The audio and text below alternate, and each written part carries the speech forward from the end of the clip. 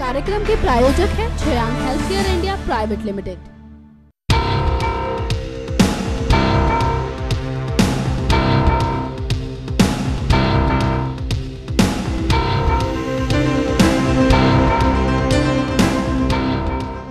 Mayor से लेकर मुख्यमंत्री तक का सफर तय करने वाले देवेंद्र फडणवीस महाराष्ट्र की राजनीति का वो चेहरा है जो सियासी कुशलता के चलते राज्य में बीजेपी की सरकार बनाने में कामयाब हुए।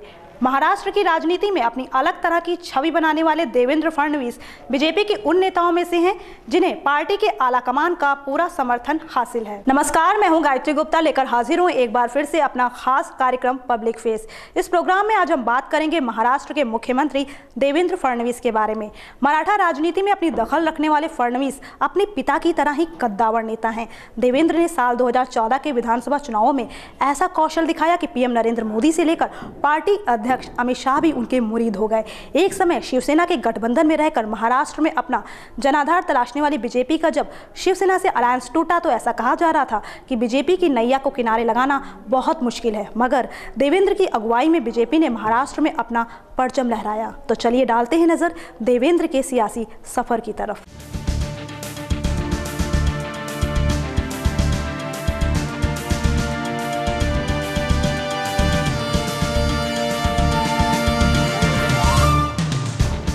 कारपोरेटर से नागपुर के सबसे युवा मेयर बने देवेंद्र फडणवीस महाराष्ट्र में बीजेपी के पहले मुख्यमंत्री हैं जिन्होंने राजनीतिक सीढ़ियां क्रमिक रूप से चढ़ी हैं। महज 22 साल की उम्र में वो नागपुर स्थानीय निकाय से कारपोरेटर बन गए और 27 साल की आयु में 1997 में नागपुर के सबसे युवा मेयर चुने गए। फडणवीस ने 1999 में पहली बार विधानसभा चुनाव लड़ा और इसमें जीत हासिल की। एक अलग विदर्भ राज्य के इस मजबूत पैरोकार ने फिर कभी पलट कर पीछे नहीं देखा और लगातार 3 विधानसभा चुनावों में जीत हासिल की। वो फिलहाल सदन में नागपुर दक्षिण पश्चिम सीट का प्रतिनिधित्व कर रहे हैं। मराठा राजनीति और मराठा नेताओं के वर्चस्व वाले इस राज्य में फडणवीस की आरएसएस में गहरी जड़ें हैं। बीजेपी से अलग हो चुके सहयोगी दल शिवसेना के मनोहर जोशी के बाद वो ऐसे दूसरे ब्राह्मण नेता हैं जो कि सीएम बने हैं। विधानसभा चुनावों में बीजेपी के सबसे बड़े दल के रूप में उभरने के बाद मृदुभाषी और युवा नेता देवेंद्र इस उच्च पद के लिए साफ तौर से पसंदीदा नेता हैं, जिनके लिए पार्टी की प्रदेश कमेटी के कई नेताओं ने काफी लॉबिंग भी की है। वो प्रधानमंत्री नरेंद्र मोदी और पार्टी अध्यक्ष अमित शाह के भी काफी भरोसेमंद हैं। चुनावी रैली में मोदी ने उनके लिए कहा था कि देवेंद्र देश के लिए नागपुर का तोहफा हैं। हालांकि मोदी ने लोकसभा चुनाव और महाराष्ट्र विधानसभा चुनावों के दौरान अमेरिकी तर्ज पर चुनाव प्रचार किया था, पर इन चुनावों में मिली जबरदस्त जीत का श्रेय प्रदेश भाजपा अध्यक्ष देवेंद्र को भी जाता है। शिवसेना और स्वाभिमानी शेतकारी पक्ष के साथ इस भगवा गठबंधन ने 48 लोकसभा सीटों में से 42 सीटों पर जीत हासिल की थी। विधानसभा चुनावों से ठीक पहले शिवसेना से नाता टूटने के बावजूद भाजपा ने 288 सदस्यीय सदन में 122 सीटें हासिल की, जबकि 2009 में उसे 46 सीटें ही मिली थीं। फडणवीस ने जिस तरह से चुनाव का प्रबंधन किया था उसे लेकर मोदी और शाह दोनों ही नेताओं ने उनकी सराहना की है। वो जनसंघ से जुड़े रहे और बाद में बीजेपी के नेता बने। दिवंगत गंगाधर राव फडणवीस के बेटे देवेंद्र युवा अवस्था में ही राजनीति में उतर गए थे, जब वो साल 1989 में आरएसएस की छात्र शाखा अखिल भारतीय विद्यार्थी परिषद में शामिल हुए। गंगाधर को नागपुर के उनके साथी नेता और पूर्व पार्टी प्रमुख नितिन गडकरी अपना राजनीतिक गुरु कहते हैं। देवेंद्र की सियासी परिपक्वता का अंदाजा इस बात से ही लगाया जा सकता है कि जब विदर्भ के मुद्दे पर बहस चल रही थी तो विदर्भ का मुद्दा उनके दिल को इतना छू गया था कि अलग राज्य की मांग पर चर्चा के दौरान उन्होंने एक बार गुस्से में शिवसेना के एक विधायक को कह दिया था कि विदर्भ से निकल जाओ। हालांकि शिवसेना अलग विदर्भ राज्य के गठन के लिए महाराष्ट्र के विभाजन का लगातार विरोध करती रही है। फडणवीस की छवि जमीन से जुड़े तेज तर्रार नेता की है। भाजपा ने महाराष्ट्र का विधानसभा चुनाव मुख्यमंत्री पद के उम्मीदवार के बिना ही लड़ा और जीता, पर चुनाव प्रचार के दौरान जमीन स्तर के नेता मोदी के साथ जिस नेता के नाम के नारे लगाते थे वो थे देवेंद्र फडणवीस। देवेंद्र को प्रधानमंत्री मोदी का करीबी माना जाता है। नागपुर की सभा में मोदी ने फडणवीस की खुलकर तारीफ की थी। मोदी ने देवेंद्र को सक्रिय जनसेवक बताया था। देवेंद्र की तारीफ उनके विरोधी भी करते हैं। चुनाव से ठीक एक दिन पहले महाराष्ट्र के पूर्व मुख्यमंत्री और कांग्रेस नेता पृथ्वीराज चौहान ने देवेंद्र को मुख्यमंत्री पद का सबसे योग्य चेहरा बताया था। देवेंद्र को राजनीति विरासत में मिली। इनके पिता गंगाधर राव फडणवीस नागपुर से एमएलसी थे। देवेंद्र ने वार्ड स्तर से अपनी राजनीति शुरू की। उन्होंने भाजपा में वार्ड संयोजक से लेकर प्रदेश अध्यक्ष तक बनने का सफर तय किया। महज 27 साल की उम्र में वो नागपुर के मेयर बन चुके थे। देवेंद्र अब तक विधानसभा के लिए 4 बार चुने जा चुके हैं। अपनी वेबसाइट में देवेंद्र खुद को CPO यानी चीफ पॉलिटिकल ऑफिसर बताते हैं तथा उनका कहना है कि राजनीति के माध्यम से ही सामाजिक आर्थिक बदलाव लाए जा सकते हैं। मुख्यमंत्री पद के लिए नाम तय होने से पहले तक देवेंद्र के फेसबुक पेज पर 9,50,139 तथा ट्विटर पर 38,200 फॉलोअर्स थे।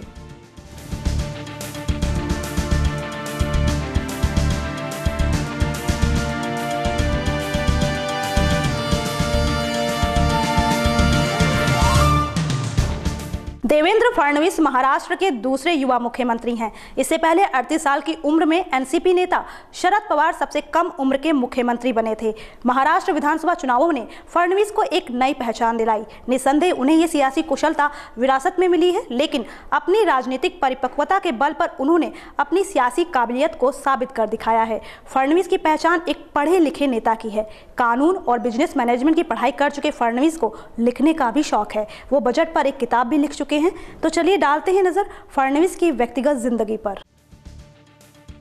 देवेंद्र फडणवीस का जन्म 22 जुलाई 1970 को हुआ था। देवेंद्र की माता का नाम सरिता फडणवीस और पिता का नाम गंगाधर राव फडणवीस है। देवेंद्र ब्राह्मण परिवार से ताल्लुक रखते हैं और उनके पिता गंगाधर राव राष्ट्रीय स्वयंसेवक संघ और जनसंघ में सदस्य रहे हैं। देवेंद्र के पिता राज्य विधान परिषद के सदस्य भी रहे हैं। देवेंद्र जब 17 साल के थे तभी उनके पिता का कैंसर के कारण देहांत हो गया था। बात करें देवेंद्र की शैक्षिक योग्यता की तो उन्होंने लॉ से स्नातक किया। इसके अलावा उन्होंने बिजनेस मैनेजमेंट की पढ़ाई भी की। फडणवीस अपने कॉलेज के दिनों में ABVP के एक सक्रिय सदस्य थे। देवेंद्र ने कार्यकर्ता के रूप में जमीनी स्तर पर राजनेताओं के लिए कार्य किया। साल 2006 में देवेंद्र ने अमृता रनाडे से शादी की। इनकी एक बेटी है जिसका नाम दिविजा फडणवीस है। अमृता रनाडे नागपुर के एक्सिस बैंक में एसोसिएट उपाध्यक्ष है। रनाडे एक गैर राजनीतिक परिवार की पृष्ठभूमि से ताल्लुक रखती हैं। उनके माता पिता नागपुर में डॉक्टर हैं। देवेंद्र फडणवीस सियासत के कद्दावर नेता होने के अलावा अपनी व्यक्तिगत जिंदगी बड़ी ही जिंदादिली के साथ जीते हैं। अपने पिता की मौत के बाद पारिवारिक जिम्मेदारी को निभाते हुए राजनीति में अपना स्थान बनाना आसान काम नहीं होता, मगर फडणवीस अपने पिता के नक्शे कदम पर चलते हुए घर को संभालने के साथ ही सियासत में भी अपनी अच्छी पकड़ बना रहे हैं। एक मेयर से लेकर CM की कुर्सी तक पहुँचने वाले फडणवीस अपनी सियासी सूझबूझ की वजह से पार्टी में अपनी खास जगह रखते हैं। वैसे सियासी संघर्षों के दौरान उन्हें कई विवादों और आलोचनाओं का भी सामना करना पड़ा। अभी हाल ही में उन्होंने ऐसा बयान दिया जिसके कारण वो विरोधियों के निशाने पर आ गए। तो चलिए दिखाते हैं आपको देवेंद्र फडणवीस से जुड़े विवाद। देश में इन दिनों राष्ट्रवाद का मामला बेहद ही गरमाया हुआ है। MIMIM मुखिया असदुद्दीन ओवैसी की तरफ से दिए गए बयान ने इतना तूल पकड़ा कि सभी सियासी दल अपनी अपनी राष्ट्रभक्ति के उदाहरण देते हुए नजर आए। कुछ सियासी नेताओं ने तो नपा तुला जवाब दिया, लेकिन कई नेताओं ने ऐसा बयान दिया कि वो आलोचनाओं से घिर गए। वैसे देवेंद्र को बेहद ही परिपक्व और समझदार राजनेता माना जाता है, लेकिन राष्ट्रीयता पर छिड़ी बहस में वो भी ऐसा विवादित बयान दे गए जो उनके विरोधियों को बैठे बिठाए एक मुद्दा देने के बराबर था।